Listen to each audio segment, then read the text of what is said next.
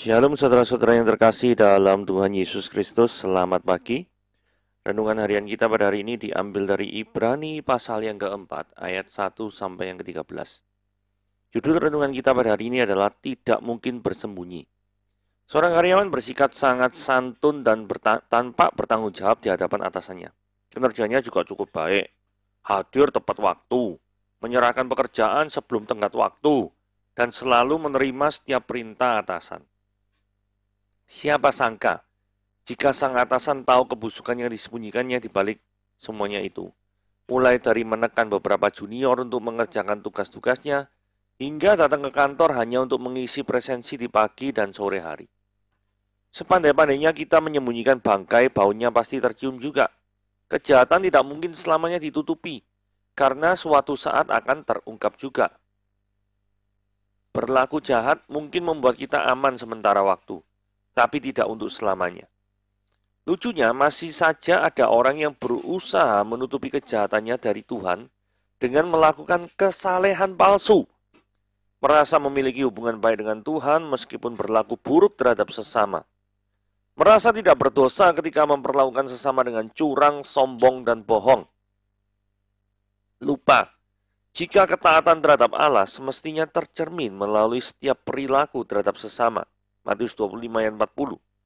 Kita mungkin bisa saja mengenakan topeng kemunafikan di sepanjang hidup. Melakukan kejahatan demi menutupi kejahatan yang lain. Tapi mau sampai kapan? Mengeraskan hati demi pencapaian duniawi tentu sia-sia. Mengingat hidup ini harus kita pertanggungjawabkan di hadapan Tuhan. Isi hati kita saja terbuka di hadapannya. Bagaimana mungkin kita mengelabui Allah yang berlaku saleh sebatas kulit? Bagaimana mungkin kita mengelabui Allah dengan berlaku saleh sebatas kulit? Menyembunyikan dosa dari Tuhan adalah sebuah kemustahilan. Oke, hari ini kita akan lihat I Care A Lot. Ya, nanti kita lihat review daripada film ini. Tapi sebelumnya kita akan melihat tempat perhentian gitu ya. Tempat perhentian ini sebenarnya apa sih yang dimaksud dengan tempat perhentian yang ada di Ibrani pasal yang 4, 1-13 yang sebentar lagi akan kita baca. Oke, langsung saja kita baca. Ibrani pasal yang 4 ayat 1 sampai yang ke-13. Sebab itu baiklah kita waspada supaya jangan ada seorang di antara kamu yang dianggap ketinggalan, sekalipun janji akan masuk ke dalam perhentiannya masih berlaku. Karena kepada kita diberikan juga kabar kesukaan sama seperti kepada mereka. Tetapi firman pemberitaan itu tidak berguna bagi mereka, karena tidak bertumbuh bersama-sama oleh iman dengan mereka yang mendengarnya. Sebab kita yang beriman akan masuk ke tempat perhentian seperti yang ia katakan. Sehingga aku bersumpah dalam murkaku, mereka tak akan masuk ke tempat perhentianku, sekalipun pekerjaannya sudah selesai sejak dunia dijadikan. Dan dalam nas itu kita baca, mereka tidak akan masuk ke tempat perhentianku. Jadi sudah jelas bahwa ada sejumlah orang yang masuk ke tempat perhentian itu, sedangkan mereka yang kepadanya lebih dahulu diberitakan kabar kesukaan itu, tidak masuk karena ketidaktaatan mereka. Sebab itu dia menetapkan pula suatu hari, yaitu hari ini, ketika dia telah sekian lama berfirman dengan perantaraan Daud seperti yang dikatakan di atas. Pada hari ini, jika kamu mendengar suaranya, janganlah keraskan hatimu. Sebab andai kata Yosua telah membawa mereka masuk ke tempat perhentian, pasti Allah tidak akan berkata-kata kemudian tentang suatu hari lain. Jadi masih tersedia suatu hari perhentian, hari ke-7 bagi umat Allah. Sebab barang siapa telah masuk ke tempat perhentiannya, dia sendiri telah berhenti dari segala pekerjaannya. Sama seperti Allah berhenti dari segala pekerjaannya. Karena itu, baiklah kita berusaha untuk masuk ke dalam perhentian itu, supaya jangan seorang pun jatuh karena mengikuti contoh ketidaktaatan itu juga. Sebab firman Allah hidup dan kuat dan lebih tajam daripada pedang bermata dua manapun. Dia menusuk amat dalam sampai memisahkan jiwa dan roh, sendi-sendi dan sumsum. Dia sanggup membedakan pertimbangan dan pikiran hati kita. dan tidak ada satupun makhluk yang tersembunyi di hadapannya. Sebab segala sesuatu telanjang dan terbuka di depan mata Dia, yang kepadanya kita harus memberikan pertanggungan jawab. Oke, ayat pertama ya, atau topiknya terlebih dahulu. Siapakah yang tidak masuk ke tempat perhentian? Saudara, di sini ada frase, jangan ada seorang di antara kamu yang dianggap ketinggalan. Siapakah orang-orang yang dianggap ketinggalan? Ketinggalan terhadap apa? Nah, ini konteksnya dikaitkan dengan tempat perhentian. Ya toh? Ya, sekalipun janji masuk ke dalam perhentiannya. Jadi, ketinggalan ini rujukannya diarahkan itu ke tempat perhentian. Pertanyaannya, di mana tempat perhentian itu tuh di mana? Namanya tempat kok ya. Tempat kan place, yaitu di mana, where. Ya. Jika tempat perhentian itu mengacu pada surga, maka pihak yang ketinggalan ini bisa diartikan orang yang nggak percaya sama Tuhan. Ayat 2 bilang gini ya, tetapi firman pemberitaan itu tidak berguna bagi mereka. Bagi mereka itu maksudnya bagi mereka yang ketinggalan itu nanti loh. Pertanyaan nih, kenapa kok firman itu dianggap tidak berguna? Karena bagi orang-orang yang tidak percaya Tuhan, mereka sama sekali tidak menganggap daripada firman Tuhan. Bahkan mungkin ada beberapa mereka yang membencinya dan menganggap firman Tuhan adalah sampah. Dan mereka tidak mau mendengarkan firman Tuhan. Jadi, bagi mereka firman Tuhan itu bukan sesuatu yang most valuable in this world. Bahkan jika mereka tidak sampai membencinya lah ya. Misalkan ya kita tidak berhadapan lah dengan orang-orang yang sangat ekstrim, yang sangat anti, dengar ayat Alkitab aja anti itu. Enggak lah. Mungkin orangnya sikapnya enggak seperti itu. Tapi cukup dengan mengabaikan saja, mengabaikan firman. Sudah bisa membawa mereka ke dalam golongan yang ketinggalan ini. Ngerti ya maksudnya ya? Jadi, pemberitaan firman tidak berguna itu bukan saja ditujukan pada mereka yang membenci firman. Bukan. Mereka yang mengabaikan saja, meremehkan firman saja. Itu sudah termasuk pada orang-orang yang ketinggalan. Oke, mari kita lanjutkan. Siapakah yang masuk ke tempat perhentian? Nah, ini sekarang dibalik ya. Tadi yang tidak masuk. Nah, sekarang ayat 3 ngomong, siapa yang masuk? Ayat 3 dikatakan ini, sebab kita yang beriman akan masuk ke tempat perhentian. Jadi, hanya orang yang beriman kepada Tuhan yang masuk ke tempat perhentian. Ini luar biasa nih. Ya, hanya orang yang beriman kepada Tuhan yang masuk ke tempat perhentian. Ini perhatikan baik-baik. Karena ini perlu refleksi bagi saudara ya. Apakah saudara memang sudah termasuk orang-orang yang beriman? Nah, kalau Anda ngomong, ya saya orang yang beriman. Oke, saudara beriman pada apa? Atau beriman pada siapa? Siapa yang kau percayai di dunia ini? Dirimu sendirikah? Ataukah fasilitas-fasilitas yang ditawarkan kolega-kolegamu? Atau gajimu mungkin?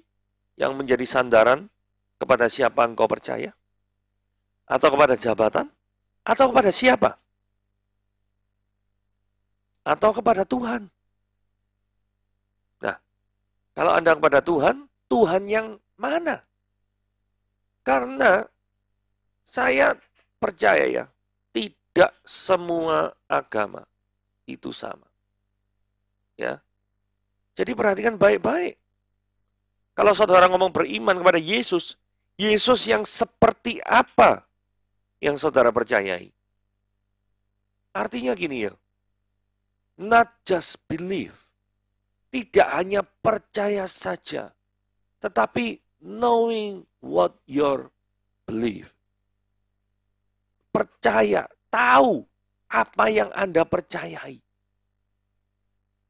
Understanding, mengerti apa yang Anda percayai.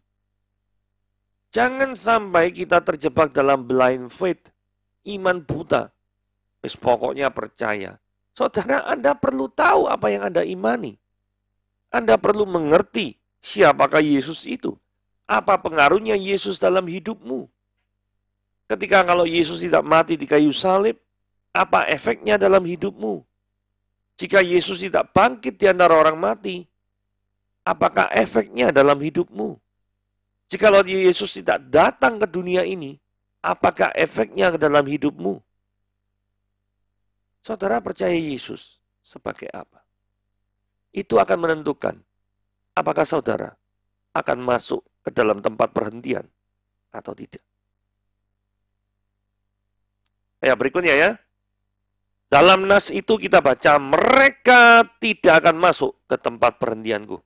Sebenarnya kata-kata yang berwarna merah ini dikutip dalam perjanjian lama, lebih tepatnya di kitab Mazmur pasal yang 95 ayat yang ke-11. Tapi supaya lebih jelasnya kita baca mulai dari ayat 8 saja ya. Janganlah keraskan hatimu seperti di Meriba, seperti pada hari di Masa di padang gurun. Pada waktu nenek moyangmu mencobai aku, menguji aku, padahal mereka melihat perbuatanku. 40 tahun aku jemu dengan angkatan itu. Maka kataku, mereka suatu bangsa yang sesat hati, dan mereka itu tidak mengenal jalanku. Sebab itu aku bersumpah dalam murkaku, mereka tidak akan masuk ke tempat perhentianku. Saudara tahu kasusnya Masa dan Meriba ya, jadi minta air, itu bangsa Israel itu bersungut-sungut. Bangsa Israel tidak memiliki hak untuk bersungut-sungut ya. Karena Tuhan itu sudah memimpin mereka itu keluar dari perbudakan, dari bangsa Mesir gitu loh. Nah kalau sudah keluar daripada perbudakan harusnya rasa syukur toh. Nah, hal yang sama juga berlaku dalam kehidupan kita. Kita sudah dibebaskan daripada belenggu dosa. Kita sudah dituntun Tuhan melalui ke jalan yang benar. Memang jalan yang benar tidak selalu sesuai dengan keinginan kita. Tetapi jalan yang benar itu selalu sesuai dengan keinginan Tuhan. Ini perlu perlu dicamkan baik-baik. Jalan yang benar dalam hal ini, konteksnya perjanjian lama, bangsa Israel melalui padang gurun. Dan padang gurun ada, ya pasti namanya padang gurun ya panas lah ya. Pasti butuh air. Nah, di Masa dan Meriba, itu mereka kehausan butuh air. Mereka komplain, pokoknya ya apa namanya, protes lah apa gini. Padahal sebentar lagi mereka akan sampai di padang yang namanya tempat yang namanya Elim. Elim itu ada punya tempat 12 mata air. Satu suku bangsa Israel punya mata airnya sendiri-sendiri. Very, very exclusive. Artinya apa? Mereka itu tidak sabar menanti pertolongan Tuhan. Ngomel dulu, barusan komplain-komplain gitu ya. Komplain-komplain terlebih dahulu. Barusan mungkin menyesal. Saudara, itu sebabnya Tuhan tidak mengizinkan mereka masuk ke tanah Kanaan. Setidaknya angkatan pertama daripada semuanya bangsa Israel itu tidak melihat tanah Kanaan, tanah tempat perjanjian. Itulah sebabnya Tuhan berkata, mereka, angkatan pertama itu loh, tidak akan masuk ke tempat perhentianku. Nah, ayat 6 ya. Siapa yang dimaksud dengan mereka yang terlebih dahulu dengar kabar kesukaan, tetapi tidak masuk? Ya seperti yang dijelaskan tadi, itu adalah merujuk kepada angkatan pertama bangsa Israel yang keluar dari Mesir. Tidak ada satupun yang masuk, kecuali Yosua dan Kaleb. Bahkan Musa pun tidak masuk ke tanah Kanaan. Musa keburu meninggal terlebih dahulu ya. Mereka tidak masuk ke tanah Kanaan. Dan kepada bangsa Yahudi terlebih dahulu diberitakan tentang kabar keselamatan. Bahkan keselamatan itu datang dari bangsa Yahudi. Tetapi ironinya, mereka, bangsa Yahudi, justru menolak kehadiran Yesus sebagai Mesias dan menantikan another Mesias. Jadi menantikan Mesias yang lain. Mereka tidak mau percaya kalau, Mesias itu gambarnya seperti Yesus. Tidak mau. Mereka menolak, gitu ya. Nah, ada tempat perhentian yang berbeda. Sebab itu dia menetapkan suatu hari, yaitu hari ini. Ketika dia ketika ia, Tuhan ya, sekian lamanya berfirman dengan perantaran Daud, seperti dikatakan, pada hari ini, jika kamu mendengar suaranya, jangan keraskan hatimu.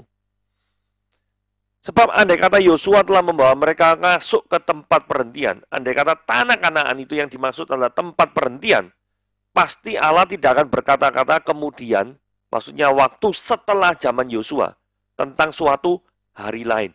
Buktinya ngomong sama Daud ada, hari ini jika kamu dengar suaranya, jangan keraskan hati. Nah, artinya apa? Definisi tempat perhentian itu ada berbagai macam tahap. Kalau kita lihat masa lalu, kita lihat tabel di bawah itu ya. Itu perhentian Sabat Allah. Itu pertama kali. Memang benar-benar Tuhan itu berhenti pada hari ke-7 untuk melihat segala ciptaannya sungguh amat baik. Segala sesuatunya sesuai dengan kehendaknya. Sebelum dosa masuk di Kejadian pasal yang ketiga. Oke? Nah kemudian tahun 1400 tahun atau 1500 tahun sebelum Masehi, zamannya Nabi Musa. Itu bangsa Israel dibebaskan dari Mesir menuju ke tanah Kanaan. Itu yang dimaksud dengan tempat perhentian pada waktu itu. Karena mereka sudah berhenti dari perjalanan long march yang jauh 40 tahun lamanya. Mereka sudah berhenti dan mengalahkan bangsa-bangsa di Kanaan waktu itu. Sehingga mereka mendiami daripada tanah Kanaan. Oke, sekarang kita bicara masa sekarang. Perhentian yang dimaksud adalah perhentian dalam pengertian keselamatan. Jikalau seseorang itu sudah menerima Yesus sebagai Tuhan dan Juru Selamat, jiwa dan roh daripada orang itu sudah mengalami perhentian dalam pengertian mengalami ketenangan. Karena apa? Ada jaminan keselamatan. Tidak ada satu hal pun di dunia ini yang membuat manusia bisa lebih tenang daripada suatu jaminan keselamatan. Yang satu-satunya ditawarkan oleh kekristenan. Kemudian perhentian penyerahan kemenangan di dalam Kristus. Artinya, seseorang tidak mungkin berhenti saja di dalam hidup ini ketika percaya Yesus. Sudah, do nothing. Enggak. Tapi mereka do something. Ingat ya, kita dipanggil bukan untuk do nothing. Tapi kita dipanggil untuk do something dalam kingdom of God. Dalam kerajaan Tuhan. We have to do something. Entah nggak ngerti karuniamu apa. Mau nyanyi kek, mau berkhotbah, atau pengajaran, atau apapun. Tapi we have to do something. Kita menyerahkan, di dalam we have to do something ini, kita sebenarnya harus menyerahkan hidup kita kepada Kristus. Dan ketika proses penyerahan itu, butuh tempat tenang, tempat perhentian, di mana kita berdiam diri, get connected with God. Jadi terhubung dengan Tuhan. Dan mengalami kemenangan-kemenangan di dalam Kristus. Itu masa sekarang. Sedangkan masa yang akan datang, definisi tempat perhentian adalah surga. Itu yang tadi kita bicarakan. Oke, sekarang kita lanjut. Eskatologi tempat perhentian. Jadi masih tersedia suatu hari perhentian. Hari ke-7 bagi umat Tuhan. Ya. Yang berwarna merah, dia sendiri, Tuhan maksudnya, telah berhenti dari segala pekerjaannya, sama seperti Allah berhenti dari pekerjaannya. Oh, berarti ia maksudnya, diulangi. Sebab barang siapa telah masuk ke tempat perhentiannya, berarti umat Tuhan, Ia di sini merujuk pada umat Tuhan, telah berhenti dari segala pekerjaannya, sama seperti Allah berhenti dari pekerjaannya. Karena itu, baiklah kita berusaha untuk masuk ke dalam tempat perhentian itu, supaya jangan seorang pun jatuh karena mengikuti contoh ketidaktaatan. Ketidaktaatan ya, di sini tuh contohnya siapa? Contohnya ya bangsa Israel tadi, yang ngomel terus, meragukan Tuhan terus, tidak mensandarkan kehidupan sehari-harinya kepada Tuhan. Jadi, ketika melihat konteks ini, ayat 8, 9, 10, tempat perhentian yang sejati adalah ketika kita sudah bersama-sama dengan Tuhan di surga nanti. Sedangkan tanah perjanjian itu hanyalah sebuah tipologi atau lambang dari suatu keberadaan bersama dengan Tuhan selama-lamanya. Dari mana seseorang itu bisa beriman? Kembali lagi ke masalah imannya. Karena gini, seorang bisa masuk ke tempat perhentian karena apa? Karena iman. Tanpa iman, tidak ada satu orang pun yang masuk ke tempat perhentian. Firman Tuhan ngomong gini, ayat 12. Sebab firman Allah itu hidup dan kuat, lebih tajam dari pedang bermata dua. Dia menusuk amat dalam sampai memisahkan jiwa dan roh, sendi, sumsum, pertimbangan pikiran. Pertanyaannya, kenapa kok tiba-tiba bicara ini? Kenapa kok tiba-tiba bicara firman dikaitkan dengan sesuatu yang bisa memisahkan yang dua hal yang mirip-mirip? Kenapa kok bicara seperti ini? Karena seseorang bisa saja palsu di hadapan Tuhan. Palsu itu artinya apa? Palsu itu artinya ya tidak sesuai dengan citra asli yang digambarkan. Jadi seseorang itu seharusnya ya, itu beriman kepada Tuhan, menyerahkan hidupnya kepada Tuhan, tapi dia berbuat seolah-olah beriman pada Tuhan. Jadi di depannya ngomong A, yang dilakukan A aksen. Nah, ini repot orang-orang kayak gini nih. Ayat 13 perhatikannya. Sebab segala sesuatu telanjang dan terbuka di depan mata dia. Jadi tidak perlu sembunyi-sembunyi di hadapan Tuhan kita. Karena menyembunyikan sesuatu di hadapan pribadi yang maha tahu, itu adalah suatu kebodohan yang luar biasa. Ngerti ya? Jadi firman Tuhan ini sanggup membedakan siapa yang benar-benar mau hidup kudus dan siapa yang benar-benar hatinya busuk dan najis. Kelihatannya baik, tapi sebenarnya adalah untuk kepentingan pribadi. Nah, hati-hati dengan orang-orang yang seperti ini. Kelihatannya beriman, kelihatannya baik, tetapi sesungguhnya hatinya penuh dengan kuburan. Oke, sekarang kita lihat review film ini ya, yang menggambarkan cerita yang barusan saya kisahkan. Saya pernah lihat film yang judulnya I Care A Lot. Film ini dibintangi oleh ya lumayan terkenal ya, wanita yang sebelah kanan ini namanya Rosamund Pike, gitu ya. Nah itu nama aslinya ya. Nama di film ini saya sudah lupa apa. Pokoknya dia itu suatu organizer ya. Organizer yang berurusan dengan orang-orang yang sudah jompo, orang-orang yang sudah tua. Jadi modusnya itu dia gini.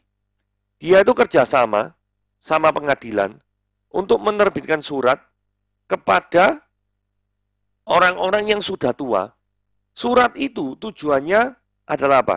Surat yang menyatakan bahwa orang yang sudah jompo, orang yang sudah tua itu tidak memiliki kemampuan apapun untuk mengurus dirinya sendiri. Dan di negara Amerika Serikat tentu saja, kalau tidak bisa mengurus dirinya sendiri, butuh pihak lain yang membantunya. Nah, orang ini, perempuan ini, Rosamund Pike ini mendirikan suatu kayak yayasan untuk menjembatani kayak organizer yang mempertemukan orang yang tidak mampu mengurus dirinya sendiri dengan panti jompo. Nah, orang ini sangat pandai sekali ya.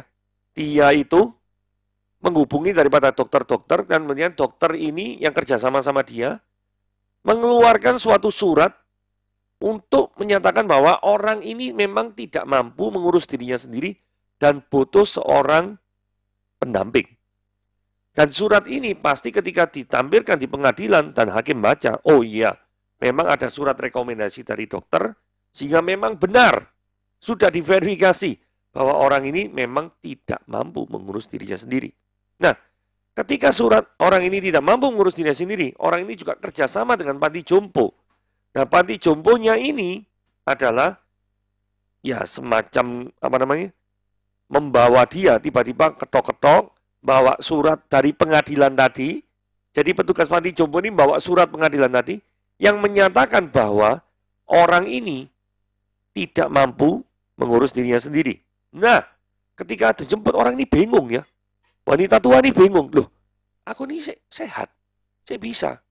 Nah, kemudian petugas panti jompo ini ngomong, iya, ini ada surat perintah dari pengadilan yang menyatakan Anda tidak mampu. Sehingga kalau Anda keberatan nanti kita selesaikan di panti jompo aja. Tapi berdasarkan surat ini di depan ada petugas kepolisian itu. Kalau Anda tidak nurut dengan surat perintah dari pengadilan, malah Anda yang kesusahan, Anda bisa ditahan. Mau enggak mau ya. Mau enggak mau ya udahlah. Daripada ditahan terus gimana? Dimasukkanlah ke panti jompo. Nah, dengan penjemputan yang tiba-tiba yang seperti itu, dua orang ini, si Rosamund Pike ini sama si temennya wanita yang pakai jaket hitam ini, langsung kan bisa ke rumahnya gitu ya. Dan di rumahnya itu ada surat tanah, sertifikat ini, sertifikat itu, rekening bank atau apapun juga surat wasiat. Biasanya orang-orang tua kan nulis surat wasiat apa gini gitu. Ya toh, dicari. Targetnya itu apa? Targetnya adalah orang-orang yang tidak memiliki keturunan. Atau kalaupun memiliki anak, anak itu sudah lama meninggalkan dia. Sehingga warisannya itu kosong, warisannya itu ngambang, dan nanti dimodifikasi entah bagaimana caranya, nanti masuk ke rekeningnya daripada dua wanita ini. Saudara, sampai di sini kelihatannya orang ini baik ya. Kelihatannya di hadapan pengadilan, oh iya, mau bantu orang yang tidak mampu mengurus dirinya sendiri. Tetapi apa tujuan sebenarnya daripada orang ini membawa ke panti jompo? Tujuannya apa? Ngeruk hartanya habis-habisan. Untuk demi apa? Kepentingan diri sendiri. Nah, cerita ini tidak berhenti sampai di sini. Ternyata ini mama punya anak, orang laki ini adalah seorang mafioso. Nah, di surat itu tidak ketahuan dia punya anak, karena apa? Ya, mafia biasa lah ya, bisa memalsukan surat ini, surat itu, atau menyatakan anaknya sudah tidak ada lagi. Sehingga, di setiap ulang tahun daripada si mama tua ini tuh selalu memberikan hadiah. Dan mereka punya janjian khusus. Dan ketika hari ulang tahun itu tidak hadir, orang ini langsung nyari, mamaku kemana ini? Nah, disinilah konflik terjadi ya. Jadi selama ini mungkin sang wanita ini yang pakai baju orange ini tidak pernah berurusan dengan mafioso. Tapi sekarang dia berurusan dengan mafioso karena dianggap telah menculik mamanya di panti jompo. Ingat, panti jompo sudah diajak kerjasama. Jadi dia tidak pernah bisa keluar. Tidak pernah bisa menerima kunjungan selain daripada yang pakai jaket orange.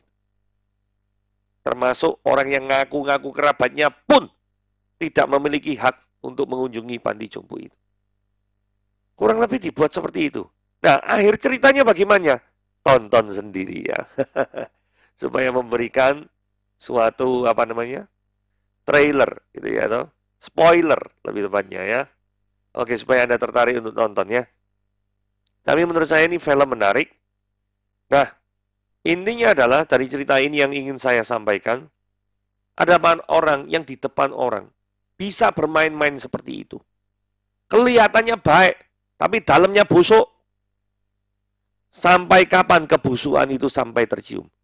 Apakah Anda mau didatangi dalam tanda kutip mafia di dalam hidupmu? Yang mengobrak-ngobrik daripada kehidupanmu karena kebusukan yang ada dalam hatimu. Semoga cerita ini menegur hati kita, kehidupan kita, dan memacu hidup kita supaya menjadi orang-orang yang benar-benar tulus, jujur, transparan di hadapan Tuhan tanpa adanya kemunafikan. Tuhan Yesus memberkati.